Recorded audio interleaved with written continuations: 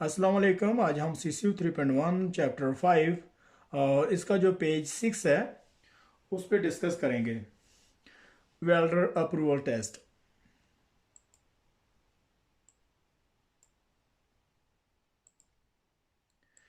A welder approval test is used to test of the level of the skill attained by the welder.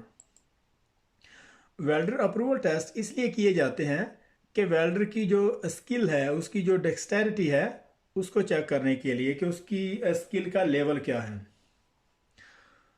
Once a welding procedure has been approved, it is important to ensure that all welders employed in production can meet the level of quality set down in the application standard। यहाँ तक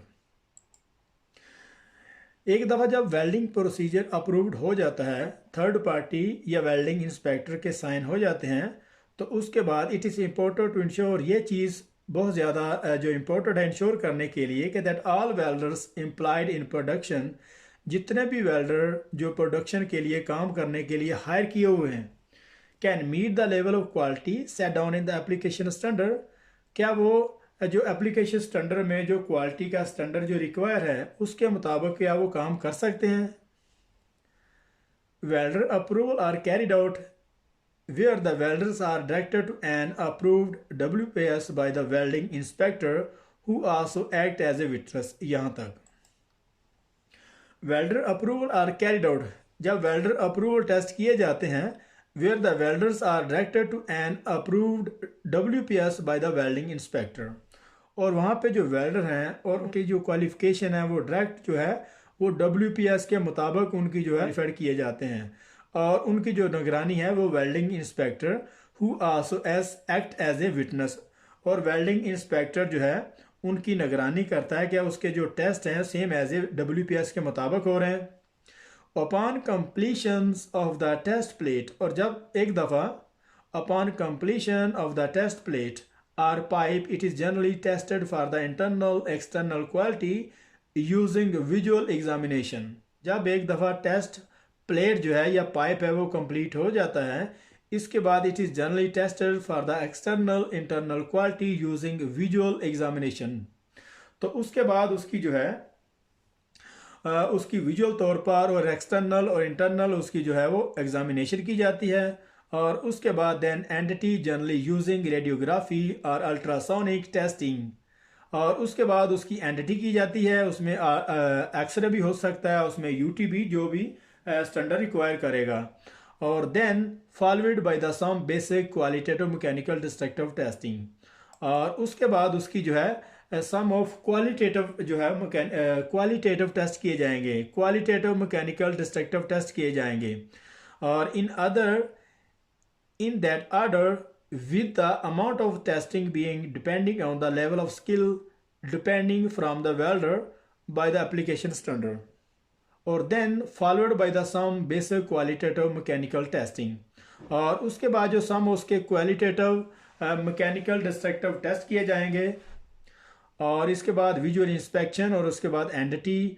और उसके बाद जो qualitative mechanical destructive test हैं वो किए जाएंगे। With the amount of testing being depending on the level of skill depending from the welders by the application standard, और with the amount of testing being depending on the, बहुत सारे अगर test लगवाने हैं तो फिर डिपेंड करता है कि वेल्डर की स्किल क्या है, और क्या उसकी जो स्किल है जो एप्लीकेशन स्टैंडर्ड में जो क्वालिटी जो वेल्ड की क्वालिटी जो रिक्वायर है उसके मुताबिक पूरा उतर रहा है, और उसके बाद उसके मज़ीद जो है अगर वो उसमें ये एबिलिटी उसमें स्किल उसमें ये डेक्सटेरिटी होगी तो फिर मज़ीद उसके टेस्ट लिए जाते हैं। It should also be noted that the welder approval test are possible when using unapproved welding procedure. यहाँ तक, और ये चीज़ जहन में रखने वाली है कि वेल्डर अप्रूवल टेस्ट उस वक्त किए जाते हैं, उस वक्त पॉसिबल है कि जब जो वेल्डिंग प्रोसीजर है वो अनअप्रूव्ड हो, एज विद BS 4872, और वेल्डर अप्रूवल टेस्ट उस वक्त किए जाते हैं कि जब प्रोसीजर अप्रूव्ड इज रिक्वायर ना हो। Whilst the welding procedure remain unapproved, it must in this instance be written, और वेल्डिंग प्रोसीजर उस वक्त अनअप्रूव्ड रहते हैं, थर्ड पार्टी है या page 5 to 8 shown an example BS487 welder approval certificate. तो ये वेल्डर अप्रूवल सर्टिफिकेट का ये कोड है। तो उसके मुताबिक इसकी जितनी भी क्वालिफिकेशन है, अगर प्रोसीजर जो है वेल्डिंग प्रोसीजर अनअप्रूव्ड हो तो वहाँ पे वेल्डर अप्रूवल टेस्ट किए जाते हैं। तो ये उसी का कोड स्टैंडर्ड है, उसके मुताबिक ये सारी की सारी क्वालिफिकेशन है जो वैलिड होंगी। The mechanical test in welder approval could include some of the following. The mechanical test in a welder approval could include some of the following. तो मैकेनिकल टेस्ट जो है वेल्डर अप्रूवल टेस्ट के लिए किए जाते हैं, उनमें ये चंद शामिल हैं। तो उसमें बेंड टेस्ट है, साइड फेस और रूट बेंड टेस्ट हैं, और बी में फिलेट वेल्ड फ्रैक्चर टेस्ट हैं, और निक ब्रेक टेस्ट वगैरह हैं, और डी में है macrograph assessment test. The mechanical test in a welder approval could include some of the following. तो ये कुछ मैकेनिकल टेस्ट हैं जो वेल्डर अप्रूवल टेस्ट के लिए किए जाते हैं। उसमें बेंड टेस्ट है, साइड फेस और रूट बेंड टेस्ट हैं, उसके बाद निक ब्रेक टेस्ट हैं, फिलेट वेल्ड फ्रैक्चर टेस्ट हैं, और उसके बाद मैक्रोग्राफ असेसमेंट टेस्ट हैं। तो ये क्वालिटेटिव टेस्ट हैं, ये वेल्डर अप्रूवल टेस्ट के लिए किए जाते हैं, सिर्फ वेल्डर की क्वालिटी को चेक करने के, वेल्डर की स्किल को चेक करने के लिए और वेल्ड की क्वालिटी को चेक करने के लिए। तो यहाँ पे अगर हम बात करें मैक्रोग्राफ असेसमेंट टेस्ट की, तो मैक्रोग्राफ असेसमेंट जो है वो कुछ इस तरह से किए जाते हैं कि उसमें सबसे पहले उसकी पॉलिशिंग करते हैं, उसके बाद उसकी एचिंग करते हैं, एचिंग के बाद उसका जो क्लैडिंग जहाँ से की होती है, उसका जो कैमरा जो डिवाइस होती है जिसको हम उसको देखते हैं, तो उसको 10 टाइम जूम करके, जब उसको 10 टाइम जूम करते हैं तो फिर वो उसकी एक्सेस पेनिट्रेशन कितनी हुई या लैक ऑफ पेनिट्रेशन कितनी है, या फिर वेल्ड फेस की तरफ जो एक्सेस वेल्ड फेस है वो सारी की सारी जो इम्परफेक्शन है वो वाज़ह से फिर नज़र आती हैं। नेक्स्ट हमारा है when supervising a welder test the welding inspector should. वो ये कह रहा है कि जब वेल्डिंग इंस्पेक्टर वेल्डर का टेस्ट ले रहा होता है, जब वेल्डिंग इंस्पेक्टर वेल्डर का टेस्ट ले रहा होता है तो उनको ये सब चीज़ें देखने की ज़रूरत होती है। उसमें नंबर 1 में है चेक दैट एक्सट्रैक्शन सिस्टम, और जहाँ पे वेल्डर टेस्ट लगा रहा है तो क्या पे वहाँ पे जो फ्यूम है वेल्डिंग के फ्यूम, जब इलेक्ट्रोड या फिर बेस मेटल को वो पिघल रहे होते हैं, उसका जो एक फ्यूम निकलता है, क्या उनको वो बाहर निकालने का या कोई एग्जॉस्ट सिस्टम कोई ऐसा सोर्स है कि उसके फ्यूम बाहर निकल सकें। और इसके बाद goggles and all safety equipment are available. तो क्या ड्यूरिंग प्रिपरेशन या टैकिंग या उसको ग्राइंडिंग के दौरान जो गॉगल है क्या वो वहाँ पे मौजूद है, या उसके अलावा जितने भी सेफ्टी के इक्विपमेंट है क्या वो वहाँ पे अवेलेबल है। नंबर 2, तो नंबर 2 में चेक द वेल्डिंग प्रोसेस, तो वेल्डिंग प्रोसेस को चेक करना, condition of equipment and test area of the suitability. तो नंबर 2 में वेल्डिंग प्रोसेस को चेक करना, उसके जो जितने भी उसकी एंसिलरी है, उसकी केबल्स है क्या वो डैमेज तो नहीं है, और उसके बाद कंडीशन ऑफ इक्विपमेंट, उसकी जितनी इक्विपमेंट है उसकी कंडीशन को चेक करना, and test area for the suitability, जहाँ पे टेस्ट वेल्डर टेस्ट लगा रहा है उसको चेक करना क्या वो सुइटेबल है टेस्ट लगाने के लिए, कहीं ऐसा तो नहीं उसमें जो है वो टॉप पे प्रॉपर शेड ना हो, और अगर रेनिंग हो रही है या बारिश वगैरह, या उसके अलावा कोई बहुत ज़्यादा तेज़ हवा चल रही हो, तो इस तरह की कंडीशन को चेक करना क्या वो प्रॉपर टेस्ट लगाने के लिए जगह है। और उसके अलावा नंबर 3 में check grinders, chipping hammer, wire brush and all hand tools are available. और उसके अलावा ग्राइंडर को चेक करना या उसका सेफ्टी गार्ड है उसको चेक करना कहीं वो डैमेज तो नहीं है, या फिर और इसके अलावा chipping hammer, wire brush and all hand tool are available, क्या ये सारे के सारे टूल वहाँ पे मौजूद हैं वेल्डिंग स्टार्ट और शुरू करने से पहले और एंड करने के पहले वहाँ वायर ब्रश इस्तेमाल किया जाता है, और बाकी का इक्विपमेंट जो भी है वहाँ पे टेस्ट के दौरान इस्तेमाल होगा क्या वहाँ पे अवेलेबल है। और इसके अलावा check material to be welded are correct and stamped correct for the test. तो जो मटेरियल वेल्ड करने जा रहे हैं और जो मटेरियल टेस्ट के लिए वेल्डेड हुआ है क्या उस पे जो करेक्ट जो है वो स्टैम्प हुआ है टेस्ट के मुताबिक, जो भी स्टैंडर्ड के मुताबिक जो टेस्ट पीट हमें रिक्वायर है क्या उसी के मुताबिक वेल्डेड जो हुआ है उसमें स्टैंप लगी उसी मटेरियल की, ये चीज़ चेक करने वाले हैं। और उसके अलावा check consumable specification diameter and any backing pre treatment यहाँ तक।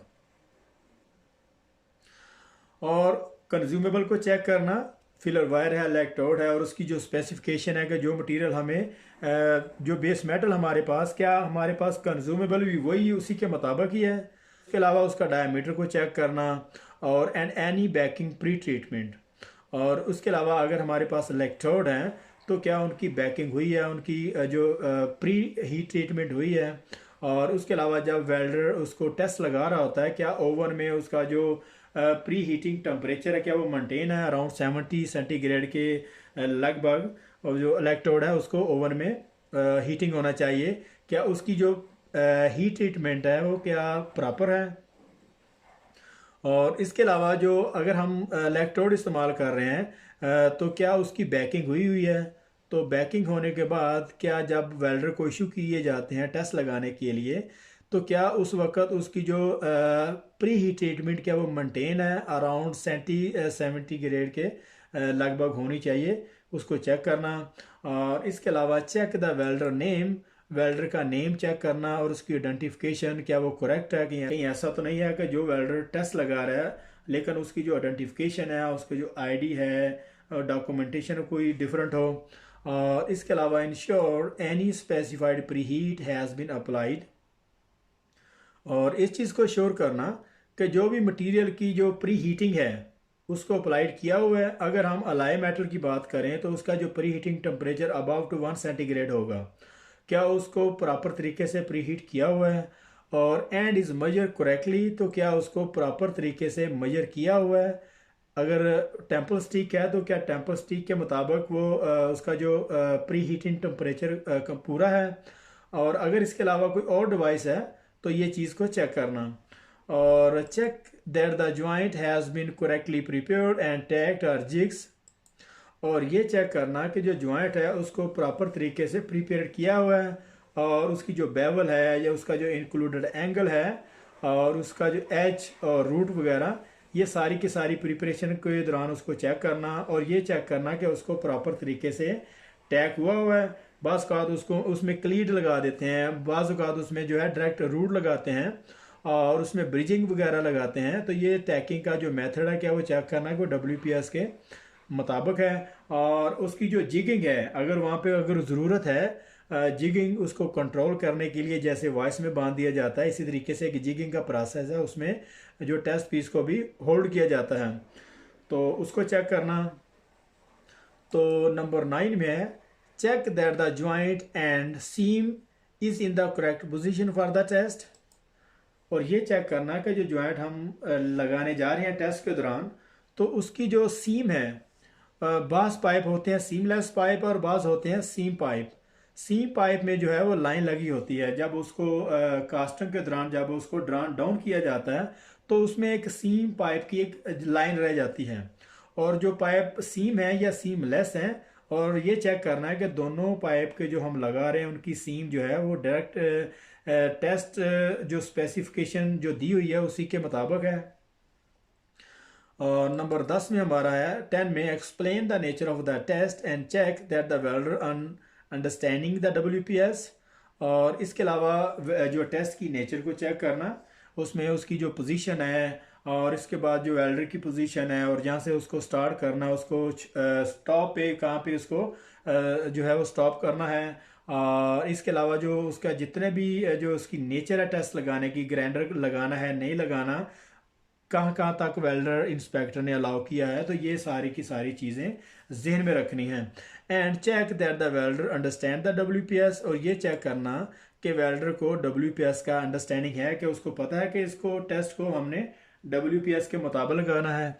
जैसे कि अगर हम रूट लगा रहे हैं, रूट के बाद उसका हार्ड पास कितनी थिकनेस पे उसको जो है लगाना है, और उसके बाद जो अगर हम उसके ऊपर बात करें MMA प्रोसेस की, तो MMA प्रोसेस को कितने सीक्वेंस कितने लेयर में लगाना है, WPS क्या कह रहा है और कैसे हमने उसको जो है वो मेंटेन रखना है, ये चीज़ें चेक करने वाली हैं। और उसके अलावा नंबर 11 में check that the welder complete the root run. ये चेक करना कि वेल्डर ने रूट को कंप्लीट किया है और उसकी जो पेनिट्रेशन एक्सेस पेनिट्रेशन तो नहीं है। और ये वेल्डिंग इंस्पेक्टर की ड्यूटी है कि उसको क्लोज करने से पहले उसको चेक कर रहे हैं। और अगर ये ओपन होता दोनों साइड से, अगर वो कंप्लीट भी कर लेता तो आप ओपनली इसको साइड से भी चेक कर सकते हैं। और उसके बाद उसकी जो फिलिंग है और उसकी जो कैपिंग है उसको चेक करना कि वो WPS के मुताबिक है। उसको हर लेयर को उसको अच्छे से क्लीन करना, उसमें जो स्लैग है उसको स्मूथली उसको वेल्ड करना। और उसके बाद ensure welder identity and stop star location are correctly mark, और ये चेक करना कि वेल्डर की आइडेंटिटी को चेक करना और उसी के मुताबिक टेस्ट के ऊपर मार्क करना, और stop star location are correctly mark. और जब वेल्डर जो है रूट या हार्ड पास लगा रहा होता है उसी दौरान जो है वेल्डर इंस्पेक्टर क्या करता है कि जहाँ से उसने उसको छोड़ा है यहाँ से स्टार्ट किया है, दोनों चीज़ों को वो मार्क करेगा। वो बाद में उसको मैकेनिकल टेस्ट करने के लिए इस्तेमाल किए जाते हैं। तो यहाँ पे इस प्रोसेस से मैक्रो असेसमेंट की जाती है कि वेल्डर जो है वो जब टेस्ट लगा रहा होता है उसी दौरान वेल्डिंग इंस्पेक्टर मार्क करता है जब जहाँ से उसको छोड़ा है और जहाँ से स्टार्ट किया है, स्टॉप और स्टार्ट पोजीशन दोनों को मार्क करते हैं। और उसके बाद वहीं से उसको जो है पीसों को काट के उसके स्पेसिमेन को काट के वहाँ पे मैकेनिकल टेस्ट किए जाते हैं। तो इस वजह से यहाँ पे स्टॉप स्टार्ट को मार्क करना होता है। तो नेक्स्ट हमारा 13 है supervise are carried out the required test. और जो रिक्वायर्ड टेस्ट की जितनी भी जो उसकी रिक्वायरमेंट है उसकी विजुअल इंस्पेक्शन है और उसकी जो अच्छे तरीके से इंस्पेक्शन करना और उसकी जो क्लीनिंग करवाना, उसमें आर्क स्ट्राइक है या जो भी परफेक्शन है उसको अच्छे तरीके से चेक करना। और अगर वो जो क्लीन है प्रॉपर इसको वेल्डर ने उसको क्वालिफाइड कर लिया तो फिर उसके जितने भी डॉक्यूमेंट्स हैं उसको सबमिट करना है QC डिपार्टमेंट को। तो आई होप आपको ये समझ आई होगी। तो यहाँ पे हमारा जो चैप्टर 5 का पेज 6 है यहाँ पे ख़त्म हो रहा है। तो मिलते हैं नेक्स्ट पेज में, तब तक के लिए अल्लाह हाफिज़।